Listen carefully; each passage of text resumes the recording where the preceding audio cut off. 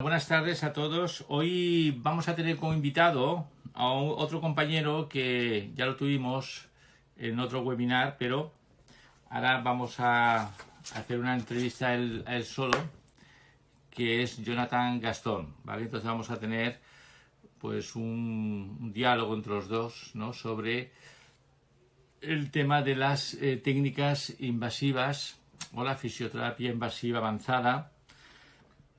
De alguna manera vamos a empezar por donde empezamos y donde nos encontramos actualmente y lo que estamos haciendo actualmente muchos de nosotros en nuestras clínicas, en nuestras consultas.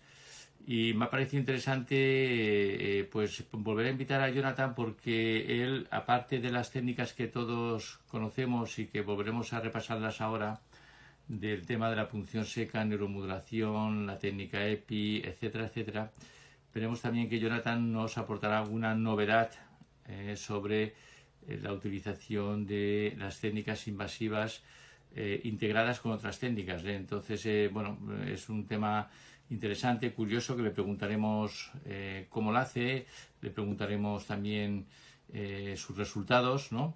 Porque, bueno, está claro que el tema de las técnicas y la fisioterapia invasiva en general, mucha metodología se origina a través de la clínica, a través de nuestras consultas, como consecuencia de la complejidad de las patologías de nuestros pacientes. Entonces ahí es donde se desarrolla un poco pues la creatividad, ¿no? La creatividad de todos nosotros, ¿eh?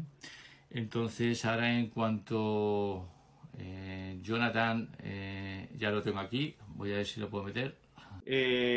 Vamos a hablar un poco del tema de las técnicas invasivas y lo que, bueno, lo que son, lo que hemos ido, lo que fueron, lo que hemos ido avanzando y cómo lo ves tú. Es decir, me gustaría una opinión tuya desde cuando empezamos, ¿no? A introducir estas nuevas técnicas en nuestra profesión, ¿no?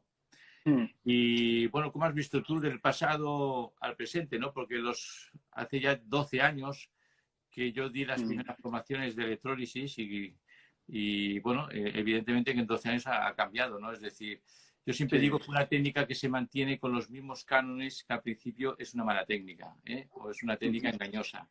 Entonces, la EPI, la ventaja que ha tenido es que ha habido mucha gente muy inquieta y que hemos hecho todo lo posible para que evidentemente se modifique y mejore en cuanto a su metodología y a sus resultados, ¿no? Ahora hablaremos de todo lo que estamos haciendo, de lo que hemos hecho y bueno, vamos a por ello, ¿eh? Danos tu opinión un poco, que tú eres mucho más joven, de lo que empezaste, de lo que ves ahora y de, bueno, tú cómo ves el futuro, ¿no? Porque esto parece que va más, ¿no? Por lo que estoy viendo entre el grupo que nos vamos conectando, bueno, se ve clarísimamente que hay una evolución bueno, muy interesante, muy acelerada, ¿no? Sí, yo realmente, no sé si recuerdas, yo hice la primera formación de EPI contigo en Astrabudúa. Yo creo que ahora hará, no sé si son 11 o 12 años. Más o menos. Y, y realmente, pues bueno, cuando empezamos, que además el otro día lo hablaba con un compañero, yo tengo todavía el primer dispositivo EPI, que algún susto hemos tenido porque estaba programado a 8 miliamperios de inicio. Sí, sí, sí. Y la verdad es que ya yo antes de tener la EPI yo, digamos, yo estuve trabajando con un médico deportivo que además le recordarás, el doctor Ceballos, Sí, y, y él la empezó a utilizar tanto pues en el club donde él trabajaba como en la clínica. Y los resultados que empezamos a obtener, a pesar de que se realizaba sin eco, eran espectaculares, eran sorprendentes. Yo recuerdo el primer caso que me sorprendió fue un chico de un tobillo, pues que llevaba tiempo, pues dolor en el ligamento peroneo astragalino anterior, a punta de dedo, y pues un chico que, bueno, pues podía más o menos tolerar el dolor, pero molestias y llevaba meses con esa molestia. Y pues llevaba nuestra consulta alrededor de un mes, 2 meses, pero no salía. Pues en aquel momento las técnicas convencionales que usábamos en esos momentos, terapia manual, pues el ultrasonidos, que ahora pues ahora prácticamente no lo usamos, pero en aquel momento era lo que se usaba, ¿no? Y pues recuerdo que él, pues como no salía, dijo, vamos a probar hacerle una EPI y lo que te digo, pues en aquel momento era valorar la zona de dolor y realizar la EPI en el punto doloroso. Pues la sorpresa fue que en la siguiente sesión, que era un paciente mío, él pues comentaba que había tenido una mejora del dolor pues del 80%. Él dijo, no, desde que me habéis hecho, lo decían así, desde que me habéis pinchado el otro día, yo no, pues he notado el calambre un 80% mejor. Entonces, ese digamos que fue el primer gran, dices, joder, pues esto va genial. Luego veíamos muchísimas roturas musculares pues de gente que generaba fibrosis y todo. Y lo que te digo, realmente en aquellos momentos, pues en vez de hacer un abordaje como hacemos ahora, porque ahora vamos ecoguiados y vamos a tiro hecho, en aquel momento no teníamos esa herramienta que era la ecografía. Entonces, en vez de hacer un abordaje, como digo yo, pues teníamos que hacer varios, pues intuyendo más o menos dónde creíamos que podía estar la lesión. Y a pesar de que no podíamos ser específicos, pues ya te digo, igual en vez de uno o dos abordajes hacíamos cinco o seis, también los pacientes mejoraban, pues la típica rotura de isquiotibiales o de gemelo que no terminaba de mejorar, lo mismo, pues mejoraban. Luego evolucionó mucho cuando pudimos meter los tratamientos ecoguiados. Pues en el momento que fuimos, tú ya desde un principio lo hacías ecoguiado, nosotros lo que notamos es que en el momento que introducimos los tratamientos ecoguiados, por un lado notamos que había mejores resultados, pero sí que en alguna ocasión, que es lo que pues ahora, por eso hacemos ahora los PICAFs, en alguna ocasión nos ocurría lo siguiente, que veíamos que un paciente, pues donde veíamos la degeneración, por así decirlo, por ejemplo en el supraespinoso, luego eh, el punto de dolor suyo no tenía nada que ver con el punto donde realmente habíamos hecho el abordaje.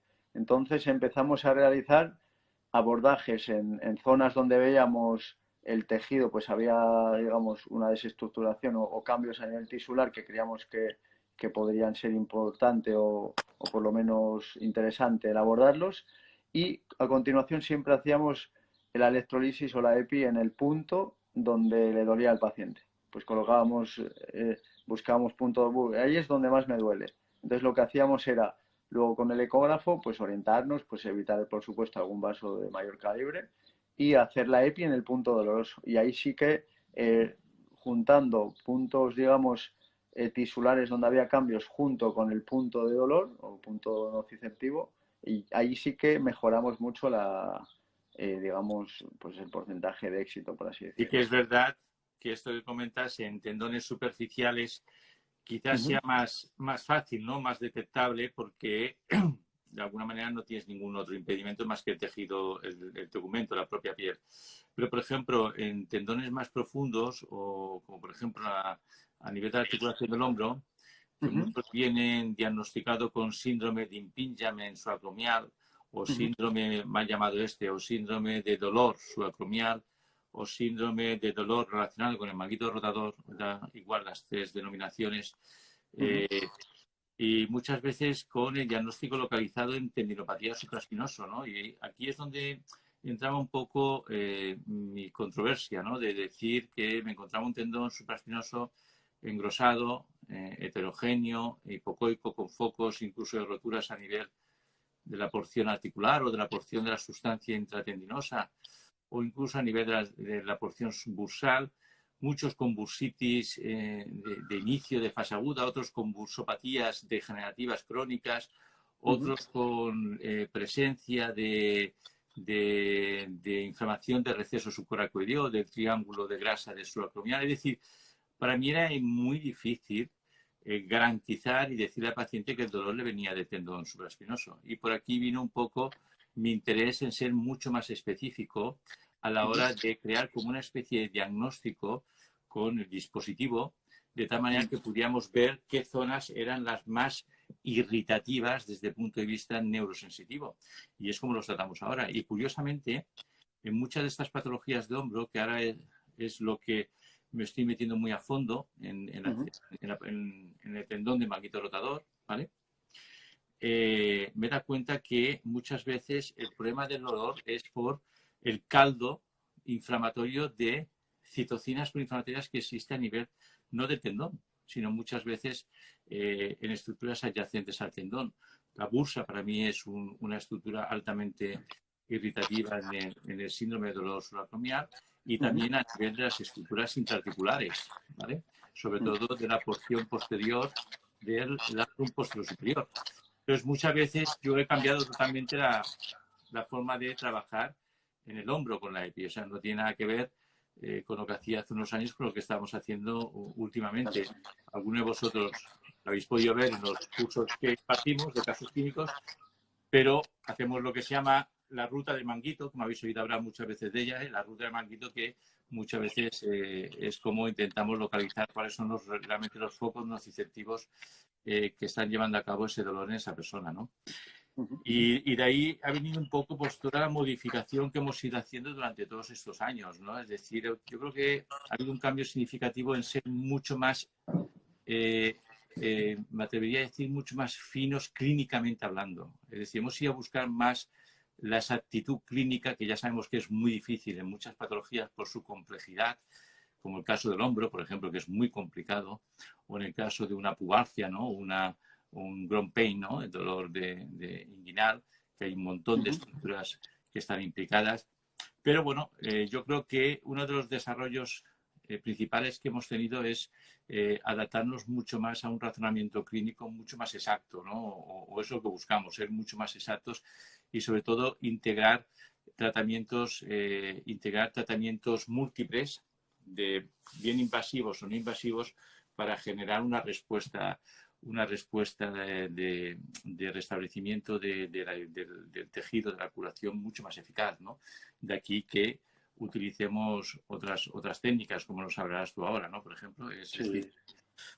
que yo creo que había una evolución clarísima, ¿no? Y además en muy poco tiempo, porque estamos hablando de 10, 12 años, ¿no? No sé qué piensas tú al respecto. Si tienes algún ejemplo sobre tu especialidad, ¿no? Que de alguna manera hayas visto esta evolución, ¿no? Por tu propia experiencia, ¿no? Hombre, nosotros personalmente, justamente esto que hablabas es lo que más hacemos, el hacer realmente integrar diferentes tratamientos. O sea, yo muchas veces, ahora me gusta hablar de los, por así decirlo, pilares de la fisioterapia, lo he hablado contigo alguna vez. La valoración y el diagnóstico sería fundamental, porque o sea, tenemos que realizar un correcto diagnóstico y una correcta valoración de lo que le está sucediendo a este paciente y pues bien si es un dolor o bien si es una disfunción, me da igual si es una disfunción por un problema de, por ejemplo, una falta de movilidad o en un paciente, pues que además tú que ves muchas roturas musculares lo verás, o una falta de funcionalidad, por ejemplo, pues a nivel de fuerza o a nivel de reclutamiento de algún músculo. Entonces, una vez detectado correctamente el problema, eh, nosotros al final como fisioterapeutas, pues quizás no debemos digamos, por así decirlo, de renunciar a la terapia manual, que es lo que nos ha diferenciado durante muchos años, pues respecto tanto a nivel de traumatólogos como a nivel de los cinéfolos que hacen actualmente, ¿no?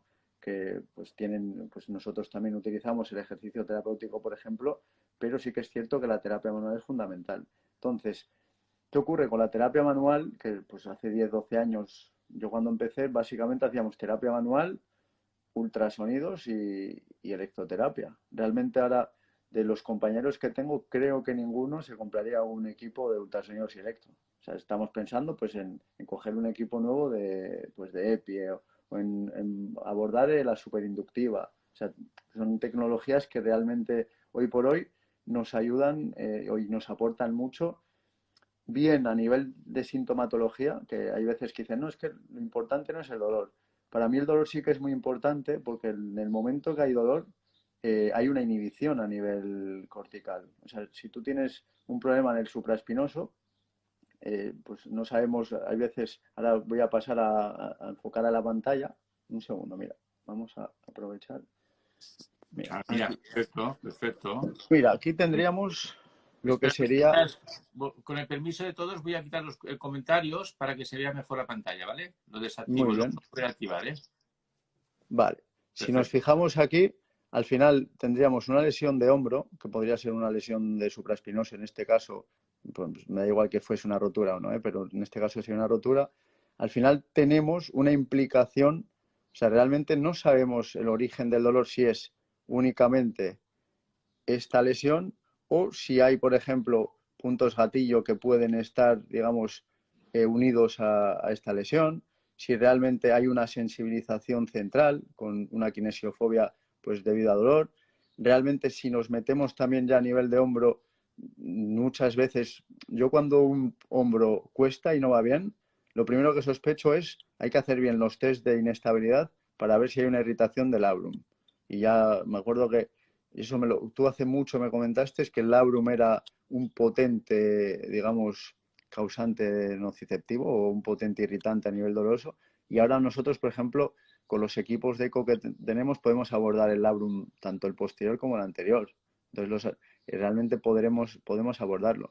Entonces, el ejemplo que podemos poner, pues además con el PICA-F, nosotros con el PICA-F, aparte de poder conseguir o de conseguir realmente una mejora a nivel tisular, ¿qué hacemos con el PICA-F? Nos vamos directamente aquí.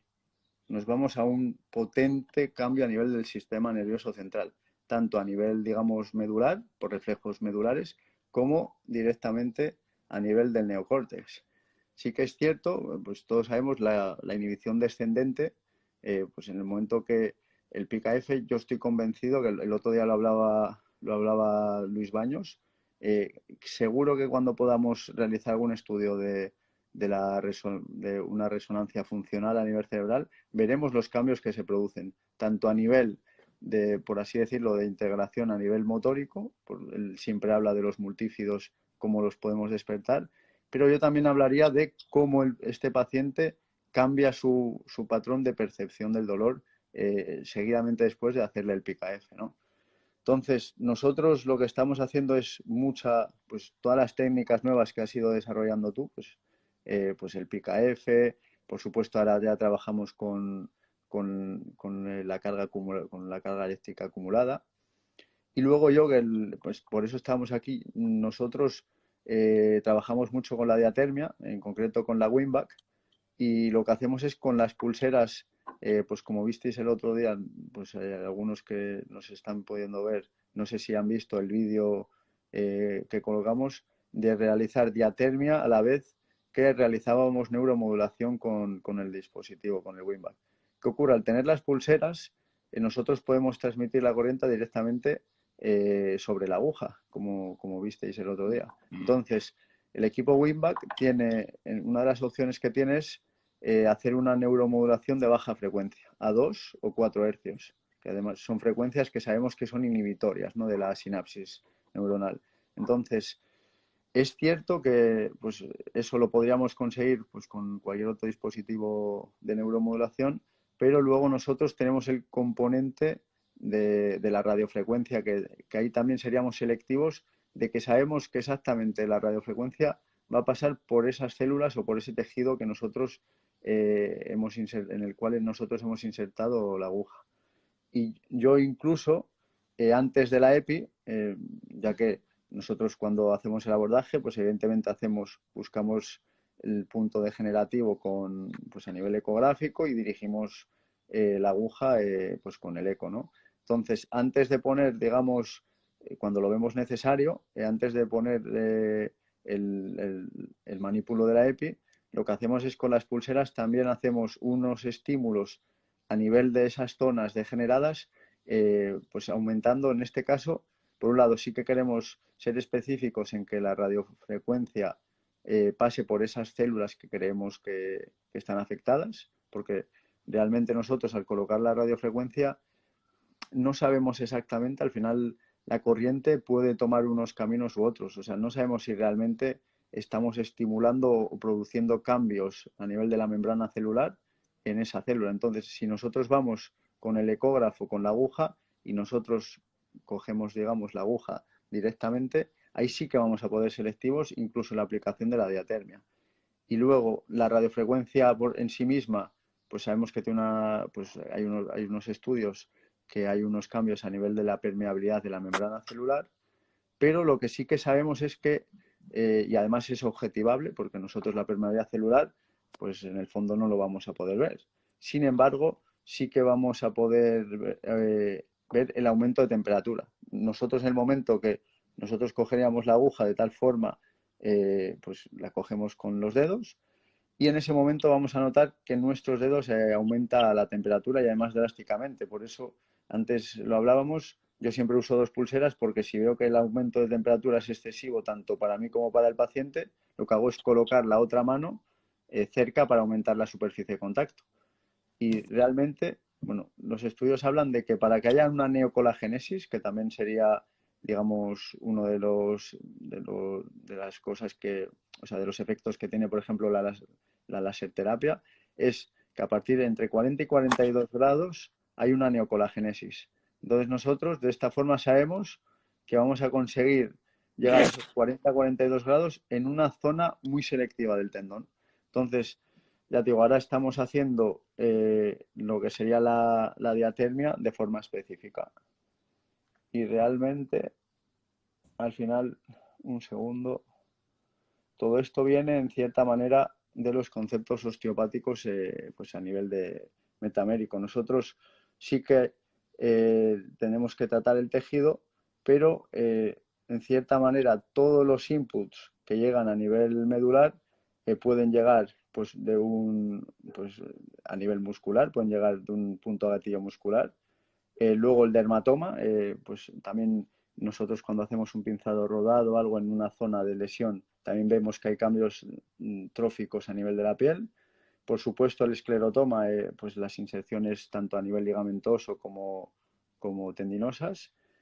El viscerotoma siempre hay más controversia, pues porque pues sí que es cierto que a veces puede ser un factor, pero sí que por nuestra forma de pensar, pues hombre, nunca vamos a ir primero a tratar una víscera si hay una tendinopatía, pero bueno, pues sí que a veces puede haber un pequeño input, o pues digamos puede ser un factor que esté predisponiendo a la lesión. Sí que es cierto, yo personalmente no creo nunca que vaya a ser el factor mayoritario, pero bueno, sí que a veces pues es un factor que si nosotros podemos mejorarlo en cierta manera mejor.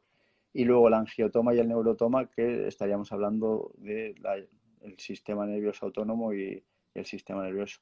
Y lo que hablábamos de a nivel visceral, hay mucha gente que es muy escéptica, pero lo más sencillo es ver si nosotros nos ponemos en un dolor visceral como puede ser un accidente cardíaco, ya es mucho más sencillo de entender.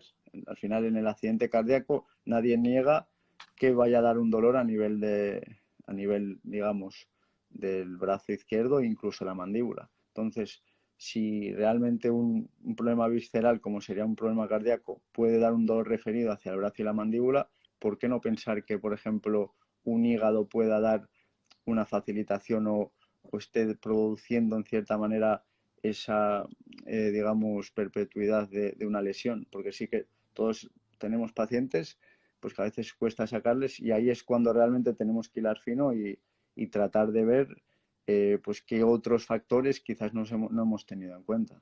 Entonces, bueno, realmente nosotros lo que estamos viendo es que gracias a los avances que hay en la tecnología, porque, por ejemplo, lo hablamos hace tiempo, el último eco que hemos adquirido, que tú también lo tienes, ahora con el Doppler, desde que tenemos un Doppler tan sensible, pues por un lado nos ayuda a valorar, por ejemplo, las lesiones musculares de forma más adecuada y por otro lado también las lesiones tendinosas. Yo hace poco tuve una paciente pues que pues la habíamos tratado anteriormente y luego no ha podido venir pues, en este tiempo.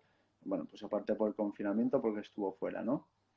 A raíz de hacerle, yo tenía otro ecógrafo y pues le hacíamos el Doppler y salía normal. Pues teniendo un Doppler mucho más sensible, le pusimos el Doppler y ahí sí que realmente vimos la estructura del tendón era normal, pero a nivel vascular ya había cambios. Entonces, la tecnología lo que nos está permitiendo es incluso adelantarnos a que haya un problema tisular. No sé tú cómo lo ves, pero yo sí que veo que al final según vaya avanzando la tecnología, pues todas las técnicas, tanto invasivas como no invasivas, pues van a ir variando. Claro, aquí tenemos el debate que a veces crea confusión, ¿no? Si estas técnicas, como por ejemplo, por la parte que me toca a mí, ¿no? Que es la que creé yo, que es la electrólisis percutánea, la EPI, si crea cambios biomecánicos o no, ¿no? Ya hay estudios que sí, además nosotros en los estudios histológicos que se han presentado y que se han realizado de la Universidad de Salamanca, por la parte nuestra también en unos que hicimos en la Universidad de Valencia, otro que ha hecho Laura Calderón, también compañera fisioterapeuta, Sí. estudios. Hay cambios estructurales, hay cambios biomecánicos, lo que pasa es que son a nivel microscopio, de forma inmediata. Son cambios estructurales que produce la EPI en el tejido y son proporcionales a la dosis. Es decir, contra más dosis, más cambios vamos a provocar en el tejido. Esto con el ecógrafo no lo podemos ver por dos razones. Una, porque vamos a ver primero la densidad gas que se produce, que puede tapar cualquier cambio estructural. Y dos, porque estos cambios estructurales en un tejido degenerado solo se pueden ver bajo microscopía multifotónica o microscopía de generación de segundo armónico. Es decir, que son específicas para ver el tejido colágeno, ¿vale? Pero sí que se ha observado que a lo largo del tiempo, si producimos estos cambios estructurales y optimizamos la homeostasis de ese tendón que está degenerado, ¿vale? Vemos que a lo largo del tiempo ese tendón sí que hemos restablecido su respuesta curativa y aparece un nuevo tejido conectivo denso. Eso lo hemos demostrado no solamente a nivel clínico, sino que tenemos casos y casos que así es, ¿no? Es decir, que la técnica EPI produce cambios biomecánicos y cambios biológicos porque ya a nivel local, ¿no? Lo cual nos lleva también un poco a aquello, ¿no? Estos cambios que se producen a nivel local, a nivel biológico, son como consecuencia de un cambio del pH. Por eso es importante, esto ya lo describió Bert Cruise, ¿no? En el año 2007 y colaboradores, por eso es importante ver, utilizar también la técnica EPI como técnica también combinatoria con otras técnicas biológicas, porque si sabemos que la EPI te abre el camino, te prepara el terreno, yo siempre digo que la EPI te prepara el terreno, te prepara la tierra para que puedas cultivar bien, pues si es un tendón que es altamente degenerativo y recalcitrante, que ha hecho todo el protocolo que dice la literatura científica y que dice la evidencia clínica, es decir, que ha hecho todo el protocolo de 3 meses de cargas proporcionadas, adaptadas, que lo ha hecho correctamente, pero el deportista sigue siendo sintomático y por lo tanto no puede volver a la competición, pues yo siempre digo que a los 3 meses, una vez se ha agotado los tratamientos conservadores que dice la evidencia científica, debemos utilizar otras técnicas, ¿no? Que intentemos de alguna manera mejorar, restablecer los procesos de curación de ese tendón. Y no solamente la EPI, me refiero a técnicas como las infiltraciones de plasma y con plaquetas, células madre, inyecciones de hipervolumen, inyecciones esclerosantes. Es decir, al final, una cosa es que tú dices, hombre, es que yo he hecho todos los ejercicios, he hecho los 3 meses, pero este deportista sigue sin poder competir porque tiene el tendón rotuliano, le duele. Entonces, lo que no podemos hacer es obviar esto, porque a veces tenemos en la mente de que, bueno, haciendo el programa de adaptación de cargas, ¿no? Y haciéndolo correctamente y monitorizando al paciente, y si el paciente me mejora en los 3 meses 20 puntos de la escala VISA, pues ya está. No, hombre, a ti te mejora 20 puntos de la escala VISA, pero no te está diciendo que pueda volver a competir. ¿Me entiendes? No. Entonces, cuando no hay más, pues habrá que echar mano de lo que se tiene, y en muchos casos hemos de agotar todas las técnicas que tenemos, volver a sanear el tendón. Muchas veces lo que hacemos es hacer un lavado del tendón, es decir, lo dejamos tranquilo durante un mes para sanearlo, para volver a resetearlo y volver a empezar con nuevas técnicas para ver si somos capaces de restablecer los mecanismos de curación. Porque no nos engañemos, haciendo un programa bien adecuado, específicamente solo de ejercicios, en una tendinopatía muy agresiva, como una tendinopatía rotuliana, a los 3 meses vas a conseguir una mejoría o un restablecimiento de la sintomatología y de la funcionalidad en un 40% o 50% de deportistas. Hay un margen muy grande de deportistas que no lo vas a poder conseguir y tendrás Pero ya que no tirar. solo. En deportistas, al final es más fácil el que puedan hacer pues lo que acabas de decir, el protocolo de incluso 12 semanas, ¿no? Al pie de la letra, al pie de la letra. Pero, pero no olvidemos, yo tengo muchos pacientes que no son deportistas y hay señoras mayores. Al final es cierto que lo mismo por ejemplo, la EPI no podemos usarlo en un paciente con marcapasos, pues es cierto que muchos protocolos de ejercicios no es viable que los hagan ciertos pacientes. Entonces, yo suelo explicar siempre, cuando doy clases en la uni, les digo que el paciente que se cura solo con ejercicios, es cierto que se hubiese curado también, son estos pacientes que hace años teníamos, que a nada que les hacíamos 4 estiramientos y 4 ciliacs, porque era lo que hacíamos hace años, los pacientes también salían. O sea, hay un porcentaje de pacientes que ante cualquier estímulo su organismo va a ser un estímulo suficiente para que haya un cambio. Entonces, lo que hablamos, eso está genial, pero tenemos un 20, un 30% de pacientes que han hecho un peregrinaje entre traumas, pues otros compañeros. Luego es cierto que estos pacientes a veces pues muchos pacientes no tienen la adherencia que nos gustaría al tratamiento activo sobre todo, pero yo además lo digo, la gente, ya, no hay evidencia todavía, pero yo puedo decir que hay pacientes que sin hacer nada más, o sea, simplemente a raíz de hacerle un día la EPI, porque muchos es así, hay un cambio notable y el paciente ya ha mejorado. O sea, y luego lo que ocurre muchas veces es que la mejoría, digamos, se ha mantenido. Sí que es cierto que hay en otros que no nos responden tan bien. O sea, que no, al final no hay ninguna técnica que nos dé el 100%, pero sí que es cierto que nosotros tenemos que ser lo suficientemente hábiles para saber seleccionar a esos pacientes y luego darles el tratamiento más adecuado. Por ejemplo, desde que hacemos microepi, pues ya sabemos que en los pacientes que antes podían ser malos respondedores, pues ahora con la microepi le podemos dar un estímulo de una forma diferente, va a ser un estímulo, va a ser una corriente galvánica, pero es muy diferente, por ejemplo, hacer una microepi a hacer un PKF. O sea, el efecto químico en la microepi va a ser mucho mayor, o sea, el efecto galvánico que vamos a conseguir, pues evidentemente, simplemente por la carga eléctrica que vamos a meter va a ser muy diferente, pero si, por ejemplo, el PKF, el efecto que tenemos a nivel del sistema nervioso central es totalmente diferente. Entonces, Muy yo ahí, potente. yo ahí siempre hablo que tenemos que saber cuál es nuestro objetivo. ¿Es cambiar el tejido o cambiar realmente, digamos, por así decirlo, la percepción del dolor del paciente? O sea, ¿queremos generar una analgesia o queremos que haya un cambio tisular? Hay veces, Yo creo que el objetivo es los dos.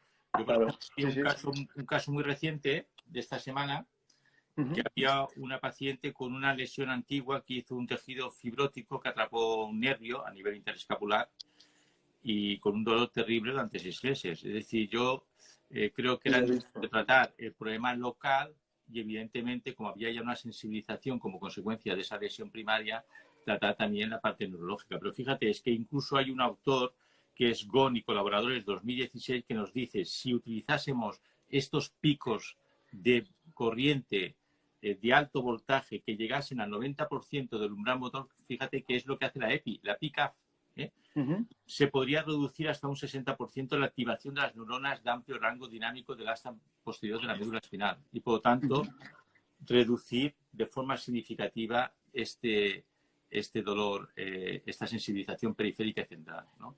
Esto Ujú. es lo que dice, es decir, que esto es lo que le ha pasado a esta paciente. Es decir, lo que hemos hecho es un tratamiento local, como tú bien has explicado, a nivel de cambios bioquímicos, en este caso la fibrosis, que tuvimos que utilizar también volumen salínico para reblandar esta fibrosis y deshacerla del tejido fibrótico que está atrapado, pero a la vez lo que hicimos también es un tratamiento, fíjate que estaba muy sensible a la paciente, hicimos un tratamiento de PICAF y de picos de ráfaga para favorecer ese proceso de desinhibición de la vía del dolor a nivel descendente, ¿no?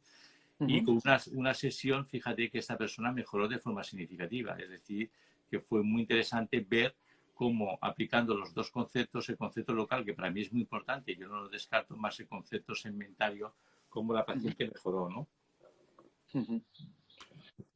Por ejemplo, desde que hacemos el pica-F, que además el otro día te comenté un caso, por ejemplo, una paciente con un problema del labrum de cadera.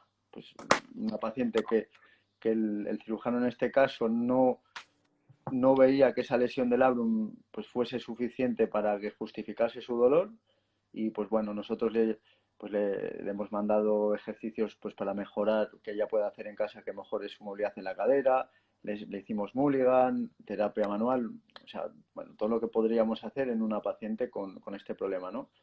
Y bueno, iba mejor, pero joder, pues ella seguía notando pues en según qué movimientos ese dolor agudo, pues que decía, joder, es que me da el pinchazo. Pues bueno, le expliqué pues la técnica que bueno, pues que tendríamos que hacer una punción, pero que era totalmente segura porque lo hacemos ecoguiado y le hice, a pesar de que no había, o sea, no había desestructuración o sea, en el tendón, tenemos que atravesar a través del psoas, le hicimos pica F en el psoas, o sea, a nivel tendinoso, y pica F en el labrum anterior. Seguidamente la paciente, vamos, además, o sea, fue isofacto, te digo, a los pocos minutos le mandamos a hacer el gesto de, vamos, de poner el pie sobre la rodilla contraria haciendo rotación externa y dice, jo, es que ahora no me molesta. Y le dije, hombre, digo, puede ocurrir o que realmente generan analgesia instantánea y hay otros pacientes que es al revés, se les irrita un poco, pero luego a mí lo importante es ver cómo están a los 2 o 3 días, si ha habido un cambio realmente Eso notable. pasa, eso pasa en muchos pacientes también, que a los 2 o 3 días es cuando ellos notan un cambio significativo, ¿eh? Y Después de hacer. eso con el pica F, pero con la EPI, mira, recientemente hemos tenido un paciente con una lesión en la muñeca. El paciente, claro, este paciente es de los que tú los tendrás, que igual le hemos tratado 5, 6, 8 lesiones diferentes. Pues me acuerdo que empezó con una epitrocleitis, luego al de unos años vino con una fascitis, luego una tendinopatía rotuliana. O sea, y él, claro, él es pro EPI porque todas las lesiones que ha ido teniendo, sobre todo a nivel de tejidos de colágeno, pues tanto fascias como tendones, ha ido mejorando. Pues le hicimos no, le hemos hecho ya, esta sería prácticamente la cuarta, porque este es un chico que hace trail, que hace, pues vamos, hace trail en moto, y claro, en la flexión dorsal él notaba siempre un dolor y que al final le obligaba a parar, ¿no? La actividad o bajar el ritmo. Pues él nota, él ya, claro, es un paciente que se conoce mucho, él dice, joder, estoy unos días pues más molesto, porque además pues le hicimos un tratamiento con cierta intensidad, dice, pero al sexto o séptimo día es cuando empezó a notar un cambio notable. Y ahora le estamos viendo cada 3 semanas, pues para ver cómo va evolucionando. Pero es un paciente, pues lo que digo, que lleva meses y meses con ese dolor de muñeca. Y a raíz pues vamos, al final la EPI yo a veces sí que la tenemos como primera opción, porque dices, oye, estoy convencido, y otras veces sí que creemos que el paciente quizás con otros recursos también puede salir, pero pues digamos que es una opción que siempre vamos a tener ahí. Y luego, mira, voy a compartir un segundo pantalla también, porque lo que hablábamos hace un momento, al final es importante el ver, nosotros generalmente el paciente va a llegar a nuestra consulta bien porque tiene una lesión tisular que normalmente vienen por el dolor, pero el dolor pues muchas veces está acompañado de una lesión tisular. Entonces, sí que es cierto que hay veces que teniendo una lesión tisular, todos hemos visto pacientes con un tendón feo, desestructurado y a veces asintomáticos, y otros con pues tendones con pues oye, un patrón fibrilar adecuado, que a priori pues un tendón correcto y con dolor, ¿no? Entonces, si nosotros conseguimos quitar el dolor, realmente lo que vamos a tener es conseguir que este déficit propioceptivo continúe estando. O sea, lo que vamos a conseguir es mejorar a nivel propioceptivo. Si mejoramos a nivel propioceptivo, vamos a conseguir mejorar el control neuromuscular o, vamos, mejorar el control motórico. Luego, por otro lado, también, pues, por ejemplo, en los hombros pues mejoraremos mucho la inestabilidad funcional. Por ejemplo, en un hombro, en el momento que el paciente deja de tener dolor, pues ya esa musculatura va a empezar a funcionar de forma corriente, de forma adecuada. En el momento que el paciente empieza a tener pues un control, o sea, una correcta activación muscular, mejora su control a nivel biomecánico, ¿qué va a ocurrir directamente? Que esto es lo importante, va a disminuir el estrés tisular, que por ejemplo en un hombro si hay un descentraje, hay una biomecánica incorrecta, al final los tejidos sufren. Entonces, nosotros directamente, porque es cierto que la lesión tisular, vuelvo a aquí, todos sabemos que realmente para que haya cambios en el tendón, estamos hablando entre 3 meses y según el tendón hasta los 2 años. Pero realmente los cambios a nivel nociceptivos los tenemos a veces en 2 o 3 semanas, podemos tener un cambio notable. Entonces, en cuanto conseguimos que haya cambios en cuanto al dolor, ya podemos empezar a trabajar de forma activa y es cuando realmente el paciente, digamos, va a mejorar la funcionalidad sobre todo. Nosotros ahora que estás hablando del hombro, es una cosa que estamos haciendo, estamos introduciendo como novedad, es que ahora yo estoy trabajando en estas patologías de hombro que hay claramente unas discinesias escapular acompañado de este hombro del deportista que juega por encima de la cabeza, de tenista, balonmano, con un GIR, un déficit de rotación interna grenumeral, incluso con afectación de manguito rotador, no como concepto deficitario, sino como concepto adaptativo de su gesto deportivo. Es decir, con cambios significativos a nivel de toda la musculatura estabilizadora de la cintura escapular, ese rato, trapecio inferior, romboides, trapecio medio, etcétera, etcétera. Y lo que estamos haciendo es una valoración, revaloración y tratamiento con la EPI. Volvemos a valorar, revalorar y tratamiento con la EPI en la misma sesión, de tal manera que de entrada intentamos buscar un equilibrio significativo de toda la musculatura para que se trate inmediatamente inmediatamente con el ejercicio inmediato, pero con un nuevo patrón neuromuscular, ¿vale? Que es lo que buscamos. Además de tratar ya en la misma sesión, como te he dicho, buscamos los puntos que para nosotros son significativamente lo que llamamos tormenta inflamatoria dentro del hombro, ¿vale? Para inhibir ya esos procesos citocínicos proinflamatorios, ¿vale? Y a partir de ahí establecemos un programa específico para restablecer la estabilidad. Pero eso lo hacemos ya en la primera sesión, hacemos multiepis, es decir, vamos testando músculo, vamos haciendo picaz en el músculo porque sabemos que los puntos de gatillo tratados con EPI, y hay un estudio que tiene mejores resultados que la propia punción seca a corto plazo, pero también a medio plazo, ¿no? Y pues nos aprovechamos de esos estudios que ya están publicados por el grupo de Paco Resti del Hospital de Maxilofacial de Sevilla, ¿no? Y es lo que hacemos, vamos testando, vamos tratando con EPI esos músculos, ese rato, ese trapecio inferior, vamos neuromodulando ese torácico largo, ese escápulo torácico, ese pectoral lateral, ese axilar, ese supraescapular, y vamos reevaluando nuevamente, volvemos a tocar otra vez, si hemos de tocar algo, reevaluamos nuevamente y entramos en ejercicio. Si es muy sintomático, como tú bien dices, para nosotros quitar el dolor es fundamental. La fase temprana del paciente, para nosotros, dos objetivos: dolor y recuperar toda la movilidad complementaria de ese complejo articular del hombro. Si no, no tiene mucho sentido, ¿De acuerdo? Es decir, el picaz en el músculo, como bien comenta aquí un compañero, sí que lo hacemos porque tiene un objetivo muy claro, es decir, provoca una disminución de la respuesta de actividad eléctrica espontánea, por eso se produce esa contracción local o lo que antiguamente llamamos respuesta de espasmo local. Es decir, tiene el efecto que tiene la punción seca, pero mucho más potente con el picaz. Y por lo tanto, beneficiamos de esa relajación y ese alargamiento del sarcómero que produce el picaz en el músculo. No solamente hacemos picaz en nervio, sino que hacemos en músculo también. Y nosotros estamos trabajando de esa manera los hombros de tenistas que tenemos, y la verdad que los resultados son impresionantes ya en la primera sesión, Es decir... Claro. No. Nosotros, es lo que te hablaba, al final no con todos los pacientes siempre es la técnica de primera intención, pues depende en primer lugar la lesión y en segundo lugar el paciente. Y luego, cuando hablamos, pues lo que siempre dices tú, si tenemos un menú terapéutico, dices, no, a todos les hago lo mismo, pues muchas veces fracasaríamos. Que aquí, mira, algún día que nos juntemos o estaría bien hacer una mesa. Yo, por ejemplo, los codos tengo, digamos, reacciones muy dispares. O sea, yo tengo pacientes pues que en alguna les haces la EPI y evolucionan genial. Otros que parece que no arrancan del todo, lo combino con ondas de choque, en la segunda o tercera sesión de EPI de repente mejoran. O sea, nos está costando establecer el decir, al final, antes decíamos, pues hago EPI y luego ondas de choque. Ahora hay pacientes que lo que hacemos es ondas de choque pues digamos a baja intensidad muy tolerable para el paciente, pues que le genere en cierta manera una analgesia. Pero Jonathan, perdona que te corte, pero esto es normal.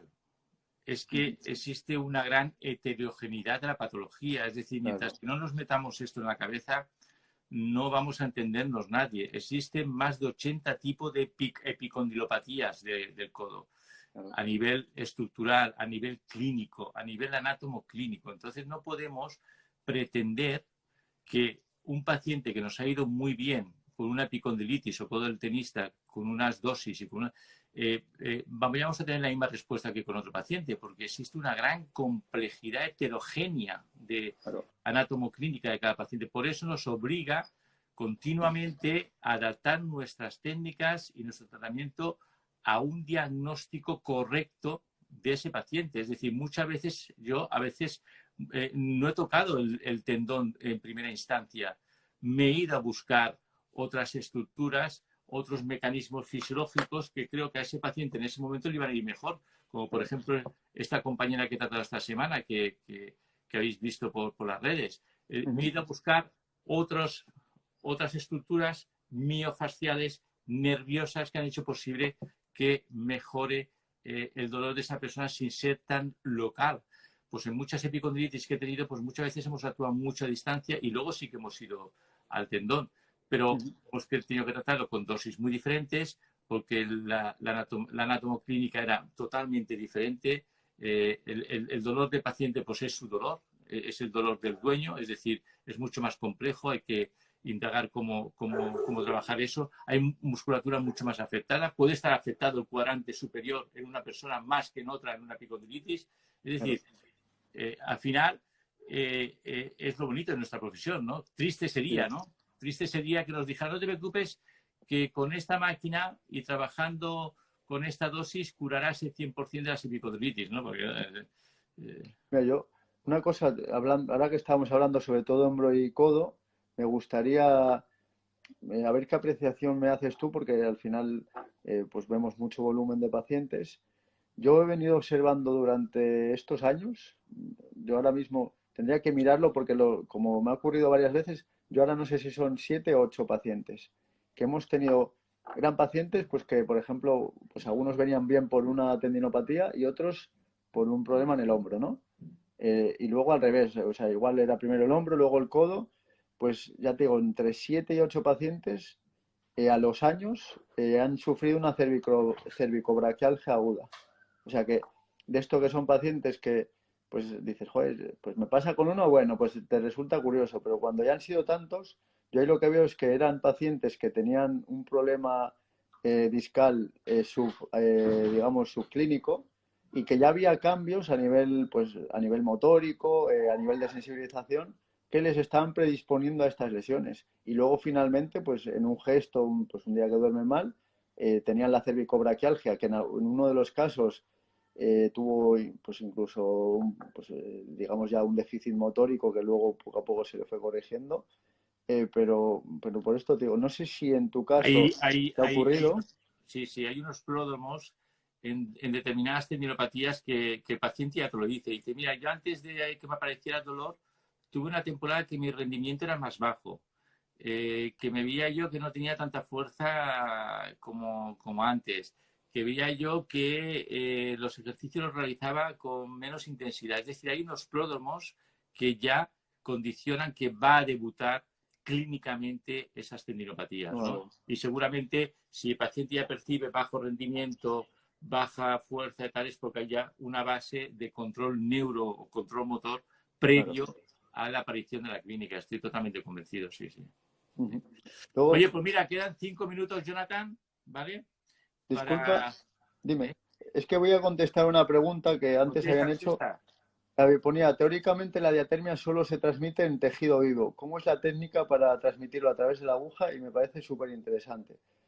Realmente, sí que a priori, o sea, no es que solo se transmita en tejido vivo. La diatermia, la ventaja que tiene respecto a otros tipos de corrientes es que, por ejemplo, en una prótesis la vamos a poder colocar porque no genera un efecto galvánico, o sea, no va a haber un aumento de temperatura, por así decirlo, en esa prótesis más que en el resto de tejidos. O sea, es importante esto porque sí que si no se pudiese transmitir a través del tejido vivo, no saldría de la máquina, por así decirlo. Claro.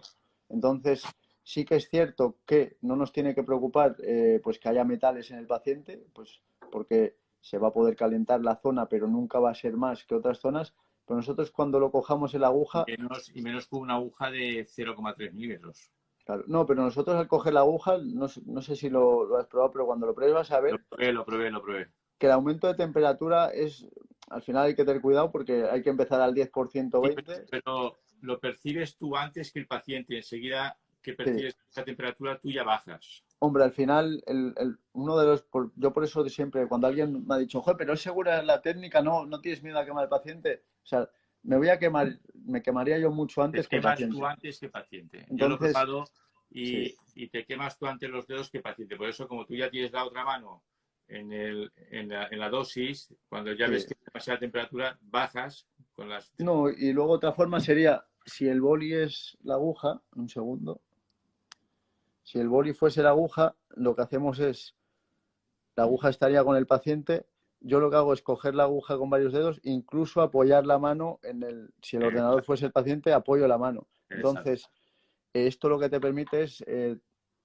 tratar, o sea, que realmente el tiempo de tratamiento sea el óptimo para que realmente haya un resultado. Nosotros con la EPI sabemos que en pocos segundos hay un cambio notable. Con la diatermia necesitamos más tiempo. Evidentemente antes se lo hemos dado de la forma convencional y luego podemos ser más analíticos realizando de la forma Sí, percutánea. sí, pero lo puedes controlar, ¿eh? Lo puedes controlar. Lo que Sí, tienes sí, que sí. estar pendiente, pero se puede controlar Sí. perfectamente. De hecho, te obliga a estar pendiente porque no te puedes ir. Es decir, tienes que estar ahí. Es No, decir, eso y luego es. puedes combinar, como tú bien dices, la diatermia con el neuromodulador que ya tiene incorporado la Winback Sí. y de esta manera nos Además, beneficiamos yo de la... creía que eran 5 y 10 hercios, pero son 2 y 4 hercios. Son 2,4, sí, sí. Está muy Y bien. es una baja frecuencia, está muy bien. Y entonces nos permite trabajar de las dos maneras. Es decir, además Mm. es muy cómodo y no hay ningún peligro. Es decir, lo único que hay que estar pendiente y ya está, pero no hay ningún peligro más allá de que te despistes o que no estés por la faena. Pero es que aunque te despistes, te quemarás tú antes que pacientes, que es imposible que... No te puedes quemar, lo dices tú. o sea, Claro. si sueltas la aguja no pasa nada porque no deja de pasar diatermia y si estás tú y subes, pues te vas a quemar tú antes que él. Es que no tiene... Sí. eh, esto lo veremos en julio, sí. Esto, Ujú. Lauren, lo veremos en el curso de julio, que me gustaría que Jonathan hablase de este curso. Tenemos 2 minutos. Sí. El curso está completo, lo sentimos mucho, pero Jonathan es el organizador y que hable él de qué va el Sí. curso, quién estaremos, etcétera. Realmente el curso, pues los que se han apuntado, los que han visto la información, se divide en 4 módulos.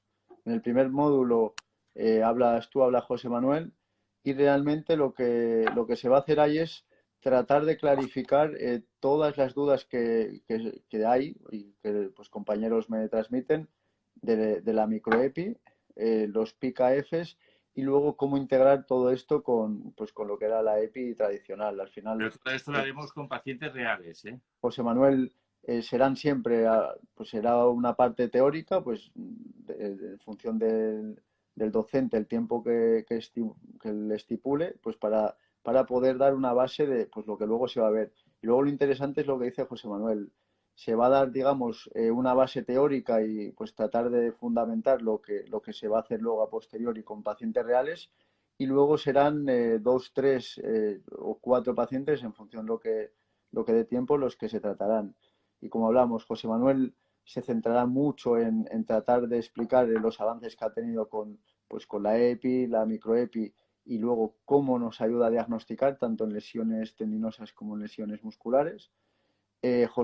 Luego Luis Baños nos va a meter, sería todo lo que sería neuroeje, eh, dará pues algo más básico quizás en cervical porque pues no da tiempo a todo y se va a centrar mucho en la patología lumbar, o sea, pues va a explicar los tratamientos o los protocolos que él lleva perfeccionando durante todos estos años, ya que fue uno de los pioneros en realizar este tipo de tratamientos a nivel de raquis lumbar.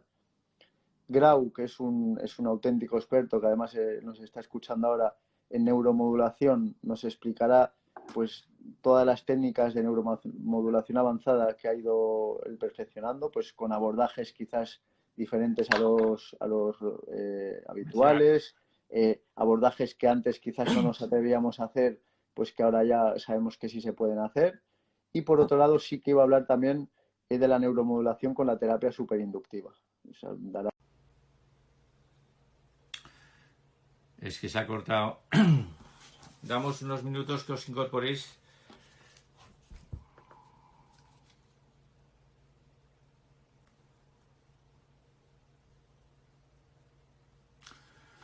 Se ha cortado, esperamos un par de minutos que os incorporéis todos y seguimos. Jolly, mientras tanto te respondo a tu pregunta. Si se puede hacer PICAD con EPI o TENS. No se puede hacer con TENS, es imposible. El PICAD solo se puede hacer con EPI, Jolly. Voy por aquí. Si tenéis alguna pregunta mientras que se incorpora Jonathan. Eso es. Bueno, vamos dejando que os vayáis metiendo. Esperamos un par de minutos y ya acabaremos, por lo menos para despedirnos, que me sale mal.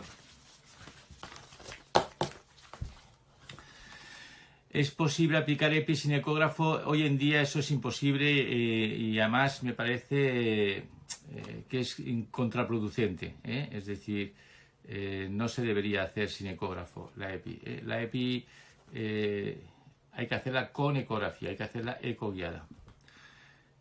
Jonathan igual se ha quedado hablando y no se ha dado cuenta que se ha cortado. Ahora le enviaremos un mensaje. Está en otro directo paralelo, es posible.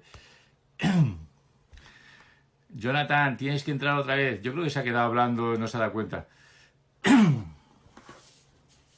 Vamos a dejarle a ver si entra. Ahora, Jonathan. Digo, pobre hombre. Digo, este hombre se ha quedado hablando. Vale, ya está. No, que te has quedado... Se ha cortado, claro, al final. El problema de Instagram es que no avisa, corta y punto. Sí, nada, Cursos en Andalucía haremos con la empresa Terafón de José Antonio Bernabéu. Entonces, hay un posgrado de fisioterapia invasiva que lo hacemos. Está Luis Baños, está José Vicente, que ha hablado también, que está aquí también en directo, que ha comentado Jonathan. Neuromodulación, estaré yo en EPI también estará Sergio Serrano. Ecografía, en fin. Este se hará en Sevilla, en Valencia, Alicante, Bilbao, es decir, entran a la empresa Terafón y verás los cursos. Javier, ¿vale? ¿De acuerdo? Futuras ediciones de ese curso en mente. Pues mira, esto lo lleva Jonathan, que lo estaba explicando, pues seguramente haremos alguna edición más, claro, porque es un curso que lo hemos sacado prácticamente anunciado nuevamente en plena pandemia y se ha llenado. A ver, el problema que hemos tenido es que hubo muchas preinscripciones, luego con la pandemia, pues, como ya hemos estado hablando, se paró un poco todo y sí que luego en cuanto la gente ha visto que, bueno, que seguramente iba a salir, enseguida se hicieron bastantes más inscripciones. Entonces, te diría que se ha quedado más gente fuera que dentro. Con lo cual sí que, bueno, buscaremos una fecha y pues se buscará, pues digamos, hacer una segunda edición. Lo bueno que tendrán estos cursos es que nunca van a ser iguales porque los casos clínicos serán diferentes. Son totalmente diferentes. Y luego, como habla José Manuel, todas las técnicas van evolucionando. Entonces, pues lo que se dé en este curso, en otro curso siempre se va a dar alguna novedad, la verdad. O sea, siempre va a haber alguna novedad, que de hecho nosotros ya estamos trabajando en novedades, pero las iremos presentando un poquito más adelante a medida que tengamos resultados. Pero siempre va a haber novedad, por lo menos por la parte que a mí me toca. Sí. Yo me faltaba los que sí que estábamos explicando que Grau, pues que es un auténtico experto en neuromodulación, pues eso, nos dará técnicas específicas, quizás más complicadas, pues de abordajes en neuromodulación y luego pues, los últimos, tanto a través de la evidencia como los resultados clínicos, que esto es súper importante, que está obteniendo en clínica. Y yo luego, que es como digamos, lo programamos, e intentaremos de, digamos, integrar todas estas técnicas con algún otro tratamiento, como puede ser la diatermia, y luego, sobre todo, pues tratar de clarificar pues el tema de, digamos, la parte activa, tanto a nivel de mecanotransducción como de los efectos que tenemos a nivel de control motor, pues de reclutamiento a nivel muscular, ¿no? Entonces, hombre, va a ser un curso muy completo.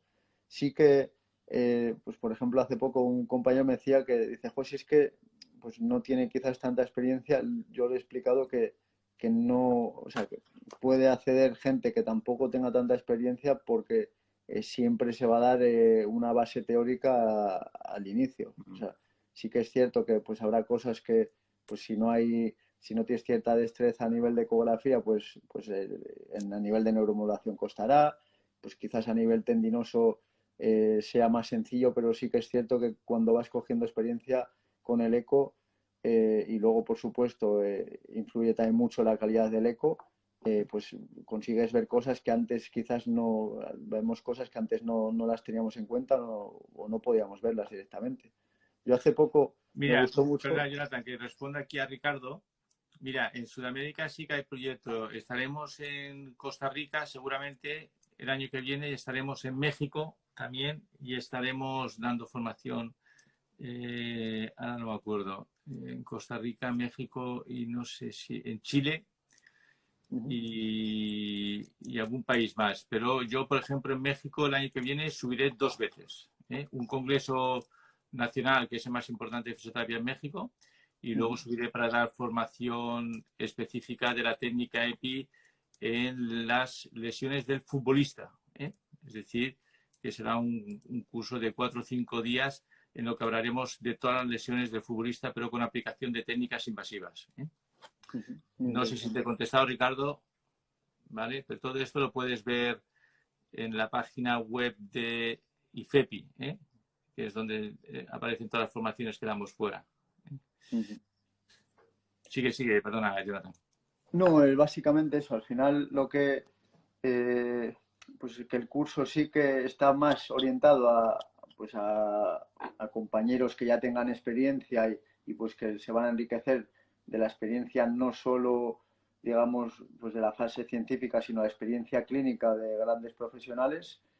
Y luego lo que estábamos comentando, yo ahora tengo muchos compañeros, pues que no sé si alguno estará ahora oyéndonos o no, pero que tienen ecos con 10, 12, 13 años y pues dicen, pues oye, que hacen, por ejemplo, neuromodulación en un pudendo y encima sin una sonda convex. O sea, es cierto que la o sea, que pues por supuesto que hay que hacer cursos, pero no, al final la calidad del ecógrafo, es cierto que un ecógrafo también, digamos, pues quizás con no tantos avances se va a poder diagnosticar, pero la precisión diagnóstica que nos puede dar un ecógrafo de alta gama no la vamos a obtener con uno pues, de una gama inferior, ¿no? Y luego en esto es importante, al final un buen ecógrafo te ayuda a diagnosticar. Con un mal ecógrafo tú vas a ser el que vas a tener que sacar el rendimiento del eco, pero con un buen ecógrafo al final, en cierta manera, nos facilita Al mucho el final, trabajo. eh, al final todo el mundo verá que el ecógrafo cuando lo tengan es una herramienta fundamental. Entonces yo empecé con un ecógrafo pues hace 20 años, y no empecé con un mal ecógrafo, empecé con un buen ecógrafo portátil, pero bueno, como ves que es una herramienta que al final la utilizas diariamente en tu trabajo de 4 a 6 horas diarias, pues evidentemente inviertes con el tiempo poco a poco pues en una mejor calidad de ecógrafo. Sí que es verdad que ha habido una gran revolución de los ecógrafos en la fisioterapia. Y yo creo que las marcas comerciales me lo deberían agradecer también en parte, ¿no? Porque yo he sido el culpable de que el fisioterapeuta hoy en día se dedique de pleno a la ecografía, ¿no? Gracias a la técnica EPI, es decir, que eso es así. Y sí que es verdad que han mejorado muchísimo en cuanto a la calidad de la ecografía, ¿no? Y a la metodología. Y es verdad que tenemos ecógrafos hoy en día que son de una alta calidad, ¿no? Es decir, que nos permiten pues ver cosas que no veíamos, ¿no? Y entonces eso evidentemente tiene un valor fundamental, ¿no? Yo ahora hace poco comparé la imagen de un equipo antiguo con 10-12 años de un supraespinoso a la imagen que podemos obtener actualmente y no tiene nada que ver. Antes sí que intuías una zona de lesión, pero ahora es que realmente ves el patrón fibrilar. O sea, ha cambiado mucho, la Ves verdad. todo, tienes, en fin, tienes un margen de profundidad que no tenías antes. Tenemos ecógrafos que nos permite ver la profundidad con una facilidad enorme. Y para mí lo más importante es la profundidad, ¿eh? Cuando me compro un ecógrafo, yo es lo que más valoro. Es decir, si me permite tener una visión clara de estructuras profundas o no. Y en eso han evolucionado muchísimo, ¿eh? Es decir, la fisioterapia invasiva evidentemente va de la mano de la ecografía, ¿eh? Entonces, bueno, pues la ecografía hay que formarse, ya sabemos que es una curva de aprendizaje muy larga, nunca se acaba, de hecho nosotros seguimos formándonos como alumnos, ¿no? Es decir, Sí, sí. y nos organizamos cursos para seguir formándonos todos en columna, de nervios, de lo que sea, ¿no? Es decir, intentamos fortalecer nuestros conocimientos y nuestras habilidades en ecografía. Sí que es verdad que una vez que ya estás puesto y lo utilizas el ecógrafo 6 horas diarias, como es mi caso, 8 horas diarias, pues hombre, al final la destreza y eso pues hace que sea Y mucho ahora, más.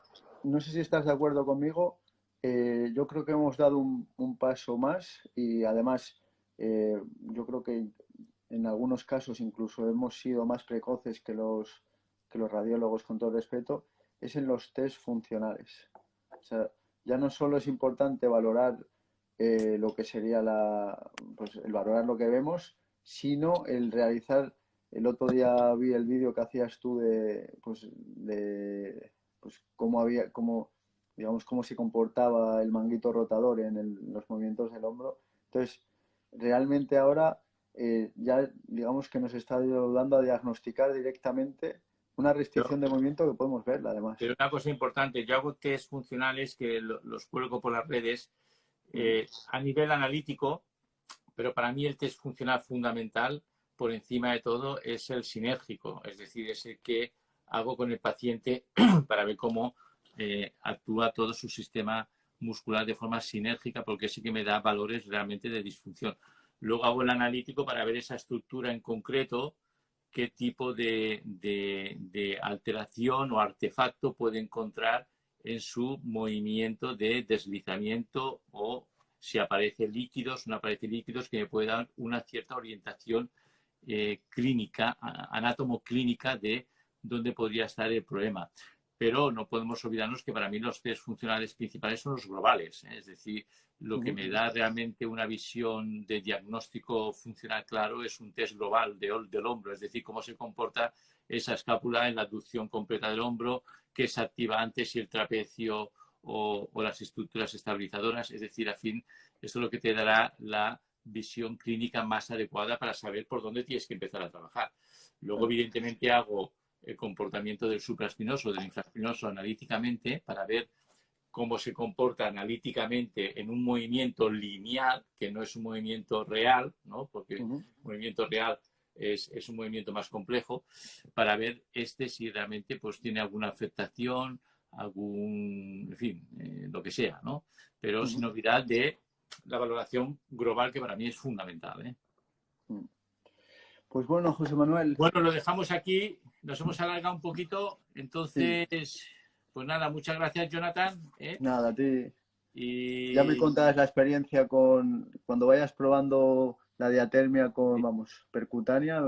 sí, Yo ya te sí. digo, sobre todo la uso para neuromodular y luego como coadyuvante a la técnica EPI. Al final No, para no, mí la probé el otro día porque yo ya sabes que tengo la Winback también, Ujú. que me parece una gran máquina.